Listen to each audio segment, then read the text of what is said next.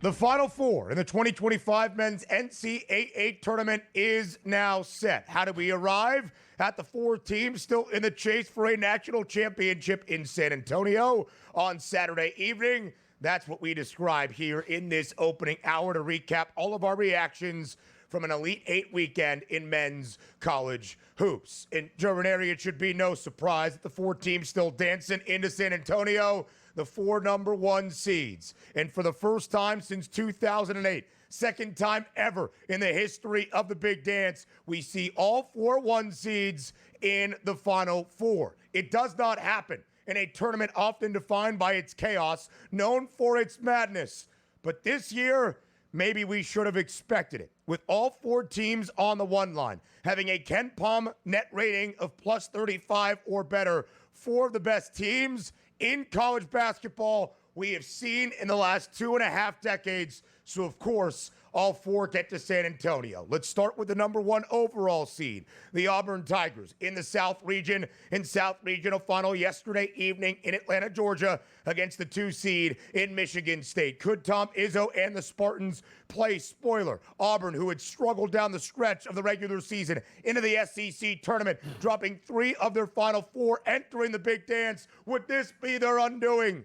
Not quite. The Tigers win by 6, 70-64. Auburn covers as a 5.5-point favorite to claim the South Regional crown in Atlanta. A total of 147.5 does stay well under as well. And Joe, we said it, that final score with Auburn still covering, but only by the hook, not truly indicative of how dominant the Tigers were really from about the 15-minute mark in the opening half until about the 3-minute mark in the second half when finally Jaden Akins and MSU got going offensively. But it was mostly an all-Auburn game in Atlanta, Georgia yesterday evening. It was all Tigers all day. And we kind of knew that this was going to be the biggest test for Michigan State, that a team that, let's be honest here, Ben, could not shoot the three. Had done a really good job of playing very bad in the first half, but managing to be able to limit the opponents in the second half to give themselves a chance to come back and win some games. But that was simply because other teams couldn't make shots in the second half, but that was not the case. Yeah. I think Auburn won that game in the first half. I think at that point, what you saw there, it was a different beast for Michigan State. They were not at any point, to me, coming back in that game in the second half.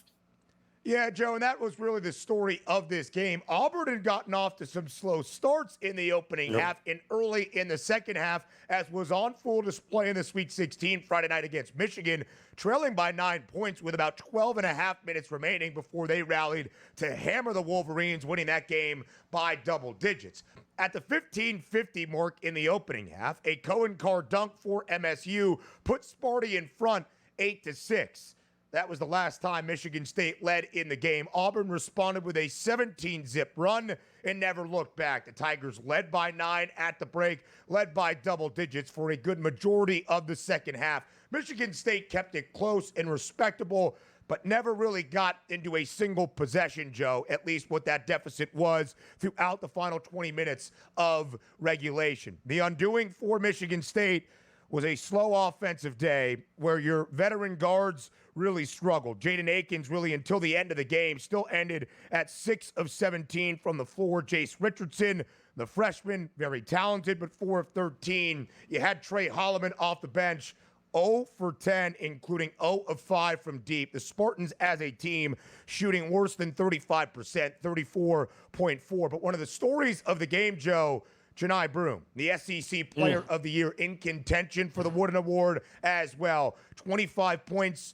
14 boards, had a double-double at the half, was injured, though, early in the second. A weird elbow injury where, as he was walking off with the help of training staff for Auburn, looked at Bruce Pearl, looked at his players and said, I'm done. But he still did make his way back to help Auburn ice out a victory in winning that game again by 6, 70-64. A good performance out of Johni Broome, even with that scary moment midway through the second half.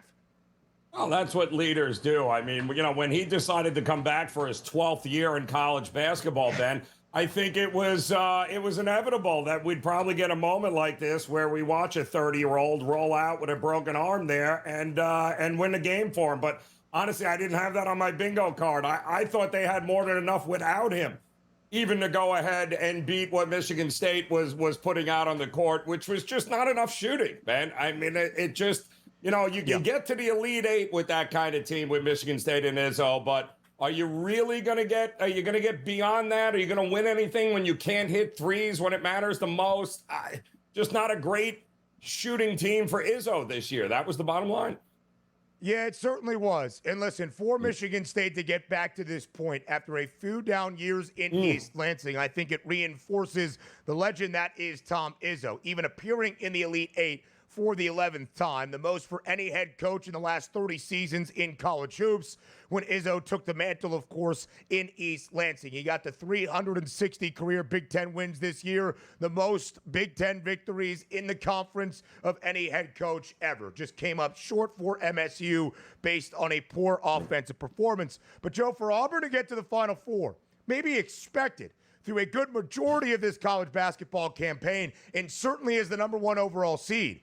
But the way the Tigers were performing entering the big dance, losing 3 of their Final 4, there were questions. And Auburn did not necessarily look crisp in their first 3 games of the tournament until yesterday, playing with that fire and passion once again and pulling off a performance. The Tigers 32-5. They were a slight favorite to get to the Final 4 to win the South region when the tournament got underway. You see the numbers, though, before this year got started.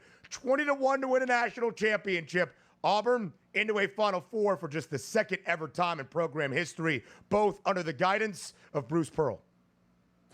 Listen, they were the number one team in this country, Ben, it feels like, for 3/4 of this season. Despite what you saw down the stretch, they exhaled a little bit there, but when it matters the most, number one teams tend to show up, and they have shown up. Still a 5-1 price on the Tigers, the longest of the 4 to win a national championship in San Antonio. We'll take an early look at those matchups on Saturday night a little bit later on. We continue our recaps next. Our Elite 8 Sunday recap continues live right here on a Monday morning on the early line on SportsGrid. He is Joe, I am Ben. So the Auburn Tigers, the number 1 overall seed, victorious in Atlanta, Georgia, in the South Regional Final. That was the final game of Sunday. It got started in the afternoon hours, a little bit before 2:30 p.m. Eastern Time. Midwest Regional Final in Indianapolis, a matchup of the top 2 teams in that portion of the bracket that play a very similar style of basketball. Elite defensively, grind you out. Houston and Tennessee. And for a second time, Joe, in the last 5 seasons, Kelvin Sampson and his Cougs continue their dance all the way to a Final 4. Houston took an early lead, 4-zip over the Vols, and never looked back. From tip to close, all Houston yesterday in Indy, inside Lucas Oil Stadium. A stifling defensive effort against the Volunteers as Houston wins by 19, 69-50, easily covering as a 2.5-point favorite. And again, indications of what this game would be just in the pregame over-under, closing at 126.5. It stays well under because of that Cougars defense.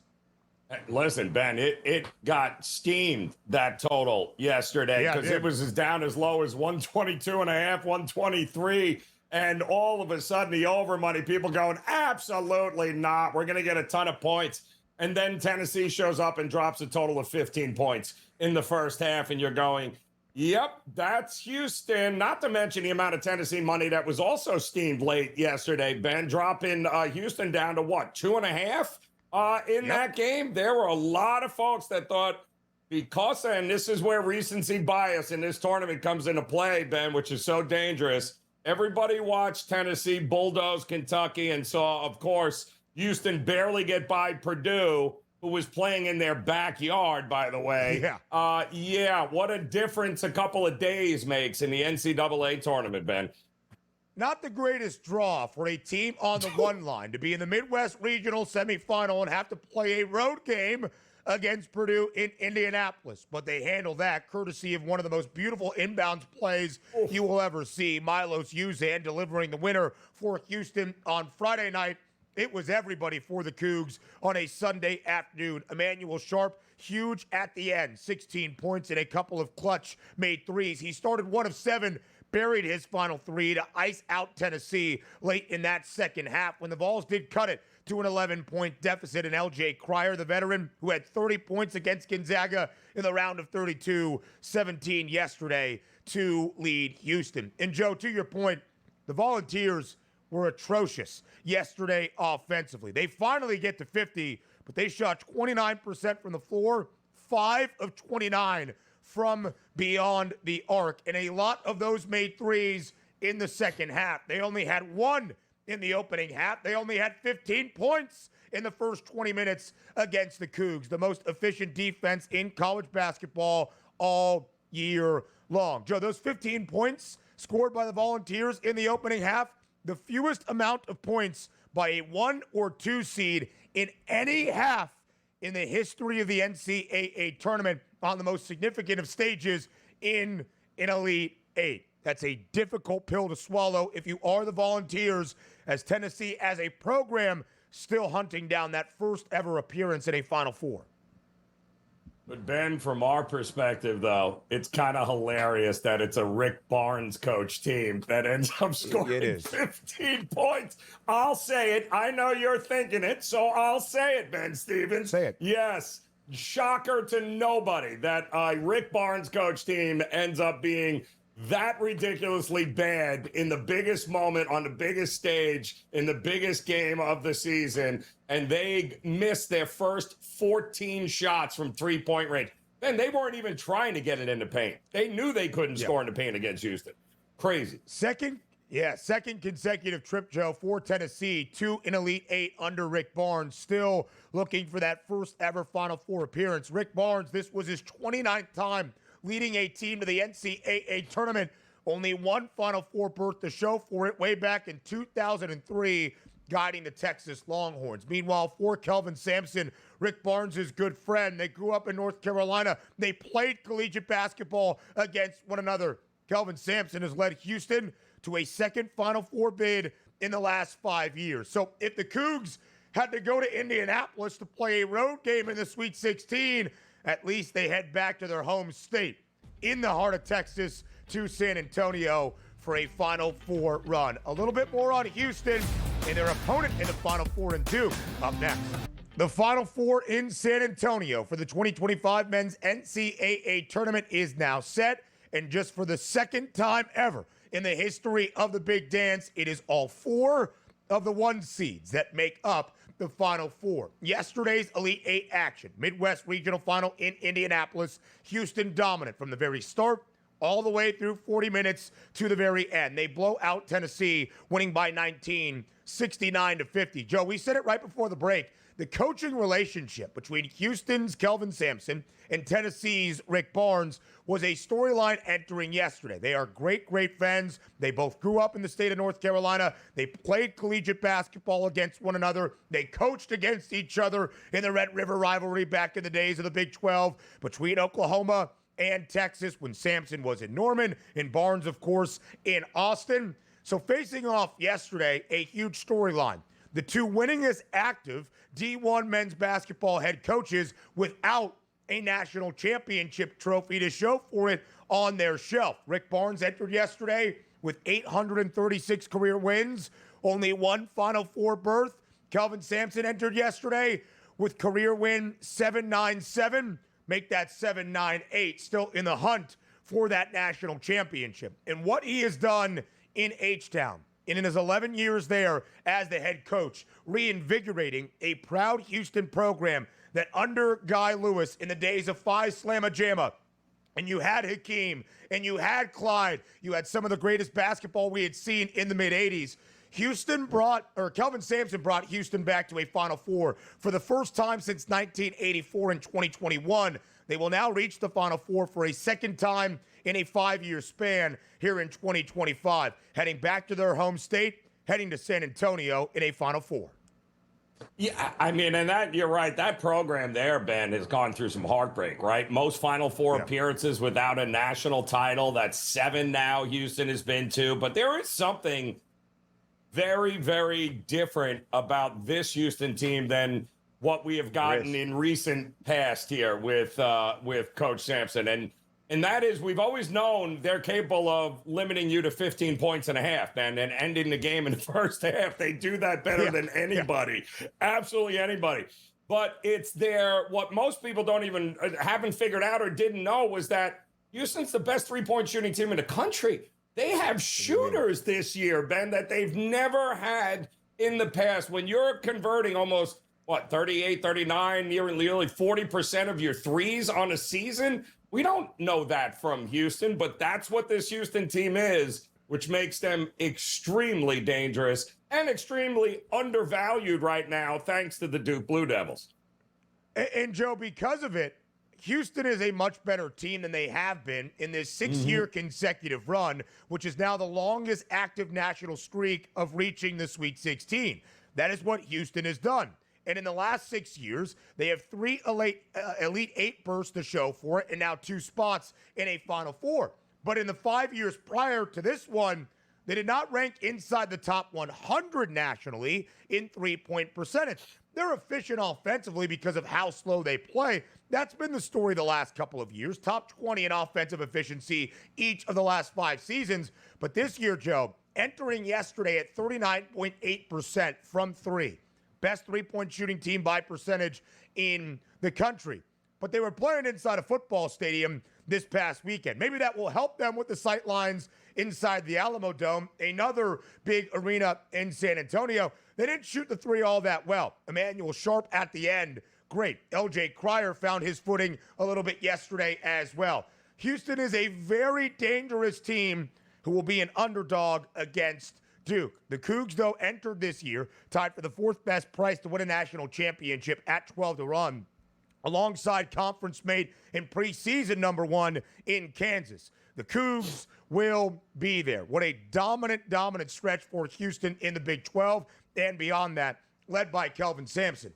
But, Joe, the team we expected to be in San Antonio, the team we expected to be a national championship frontrunner all season long and even before the big dance, that is the Duke Blue Devils, and that is who Houston will see on Saturday night. Duke absolutely dismantling Alabama in the East Regional Final on Saturday evening in Newark, New Jersey. The Blue Devils blowing out Bama, winning by 20, 85-65. Duke covers as a 6.5-point pregame favorite. A pregame total of 174.5 stays well under because of brilliant defense by Duke and a very off shooting night for Alabama that maybe used up all of their three-point prowess, setting that record of 25 made triples on Thursday night in the Sweet 16 against BYU. Yeah, and by the way, just as a side note, keep in mind, this Houston team, majority of this team was also there a year ago when Duke knocked them out in the Sweet 16 because they didn't have Jamal Sheed healthy, and they lost 54-51. That's going to be an interesting motivating factor coming into it here, but Duke is not the same team from a year ago either. This is a much different team, much more stacked, much more offensively efficient. This is a machine. That's basically what Duke is. They're long, they're athletic. The IQ, Ben, just watching them play against Alabama, it's just unbelievable, the basketball IQ that we're witnessing here. And even though Cooper Flagg, well, we all agree is the number 1 pick in the NBA draft, right, if he wants to go, even though he didn't have the best shooting night, the way he was able to affect the game, doing everything else from assists to defense to blocking to getting other guys involved, this is a very, very scary team. This looks and feels a lot like some of those Christian Laettner, Hurley teams all the way back then for Duke. Purely dominant and just a cut above everyone else is what they look like. Yeah, certainly so, Joe. Alabama set an NCAA tournament record on Thursday against BYU with 25 made threes. They were 25 of 51, 8 of 32, 25% against Duke. And that was a cold night for sure, but Duke was making nothing easy for the Crimson Tide. Not for Mark Sears, not for Chris Youngblood, not for Aiden Holloway off the bench. It was that brilliant Duke defense on display. Second lowest scoring output for the Tide this year, just 65 points for a team that led the nation with more than 91 points per game entering this weekend in college basketball, and a very balanced effort for Duke on the other side. Cooper Flagg, 16 points, 9 boards, 3 dimes, but it was his fellow freshman, Con Knipple, 21 points to lead the Blue Devils on Saturday night. Again, when we look at this Duke team, third year of the John Shire era in Durham, of course, taking over for his former coach and one of the greats to ever do it in Mike Krzyzewski. But this is the first time under Shire Duke will be in a Final Four. Expected, but realized. Because, Joe, when you set goals and when you have the odds to be the national championship favorite before the year gets started at plus 950, will you maximize that opportunity the Blue Devils have? And the Blue Devils will enter San Antonio at a very short plus 105 price to win a national crown. Yeah, and I'd like to say it's ridiculously overvalued, but they're not. They should be the favorite, given what we have seen from this team, the health of this team, the competition that they've had to go through. It doesn't matter that they play in the ACC anymore, does it, Ben? Even though it was the worst ACC season on record, it doesn't matter. They're beating everybody in their path, and they're doing it systematically, which is even more impressive.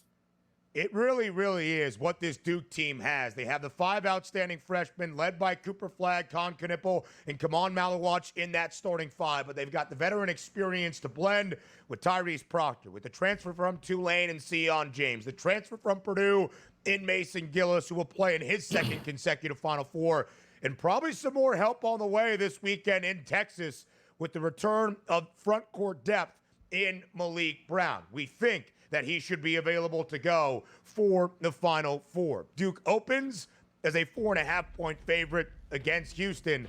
Just the second game this year for the Cougs, booked as an underdog. Plenty more on the early line up next. Continuing to recap Elite 8 weekend and the 2025 men's NCAA tournament, how all 4 spots in the Final Four were claimed, featuring for just the second time ever in the history of the Big Dance. All 4 1 seeds in the Final Four. So we showed you Auburn in the South Regional Final yesterday. They were the 1 seed, number 1 overall seed in this NCAA tournament field. Houston, the 1 seed in the Midwest region. A victory in dominant fashion over Tennessee in Indianapolis. Then back to Saturday, Duke dominant against Alabama, the 1 seed in the East region. And how about that 1 seed out west, taking on the only 3 seed in the Elite 8, that being Texas Tech. And for a while, Joe, it did seem as though the Gators might be the first 1 seed to be plucked off, to be sent home. They were down by 10 points with just about 5.5 minutes remaining, down by 9 with fewer than 3 minutes left in regulation. But there goes Walter Clayton Jr. in the clutch. Once again, Florida ends the game on an 18-4 run against the Red Raiders to win 84-79. Now, Texas Tech does cover as a 6.5, 7.5-point underdog. A total of 157 in a hook does find its way over, but Florida emerges victorious back into the Final Four for the first time since 2017. A big victory for, 2014, a big victory for Florida, led by Walter Clayton Jr., the clutch 30-point performance, and Thomas Houck, 20 points off the bench as well for the Gators. Depth, always one of those things that I've been saying, Ben, that is a absolute plus for this Florida team, that they can have guys coming off the bench who can drop double digits. We saw a couple of games ago, Walter Clayton not be anywhere to be found. Didn't matter. The bigs ended up winning the game along with the bench. They've got a lot of different ways and a lot of different guys that can beat you on this Florida team. And don't forget, as good as Walter Clayton was in this game, and big players make big plays in the big spots, right? We see it every tournament, right? We saw it with UConn over the last couple of years. We're seeing it with Walter Clayton right now with Florida. But I think there is something to be said about a team, Ben, that has been pushed and has their back up against the wall in these spots, and knows how to win games when it matters the most. I don't know if the other three teams, have we seen any of them be pushed like Florida's pushed and have to dig deep in order to be able to come back and win? There's something to be said here with 2 games remaining. How will the other teams fare if they're down in that same situation there, Ben? That's a big question. I don't think we have a question anymore with what Florida will do. I think there's a big question with what the other 3 remaining teams would do. And Joe, Florida was the best cover team of all the 1 seeds. In fact, if any of the top teams on the 1 or 2 line entering the big dance, 26-8 against the spread. A magical run to win the SEC tournament title. They had won 12 of their last 13 games entering the NCAA tournament, covering in all 12 victories. In fact, they've only covered once so far in their 4 wins in the big dance, that dismantling of Maryland in the second half in the Sweet 16. Did not cover as a 29.5-point favorite against Norfolk State in the opener. Still won that game by 26. Were tested by UConn.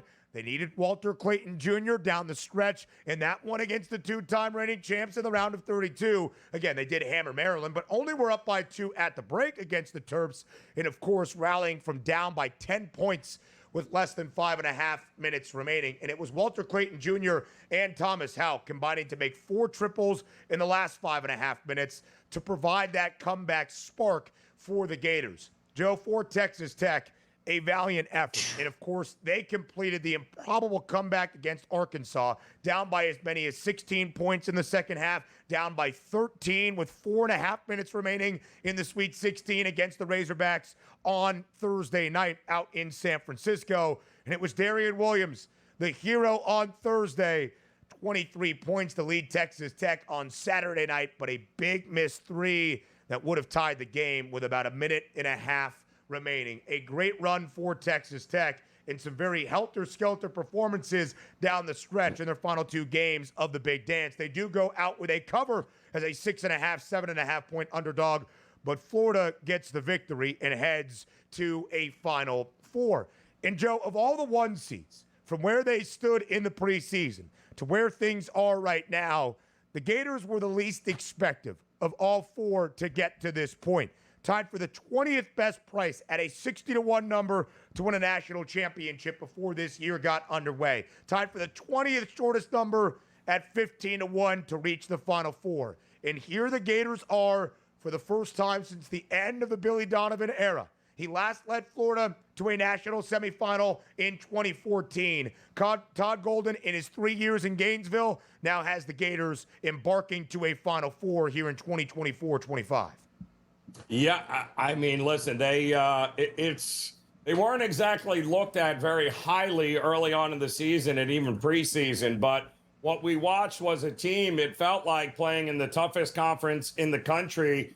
Boy, not only did they start to look really good, but you had mentioned it, they were the best covered team, and they were, I mean, they were covering games left and right. They were an ATM machine all year long, and it felt like here comes the coming out party from a bunch of guys, by the way, that transferred in from, I don't know, places like Iona, Belmont. These were all guys that did not play with one another a whole heck of a lot. And all of a sudden they showed up and Golden puts it together, and now they're in the Final Four. And keep in mind, by the way, they only come back in that game against Tech. Making the shots is one thing, Ben, but you got to get stops. Defensively, nobody talks about how good this Florida team is when it matters the most.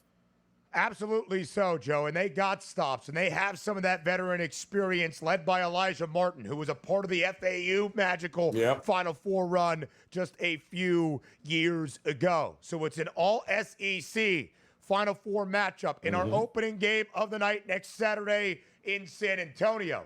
In Florida is the favorite against the number 1 overall seed in Auburn. The Gators a 2.5-point favorite. These 2 conference mates only met once this year. It was on the road for the Gators, on the plains, in Auburn. And Florida won outright as a 10.5-point dog, 90-81.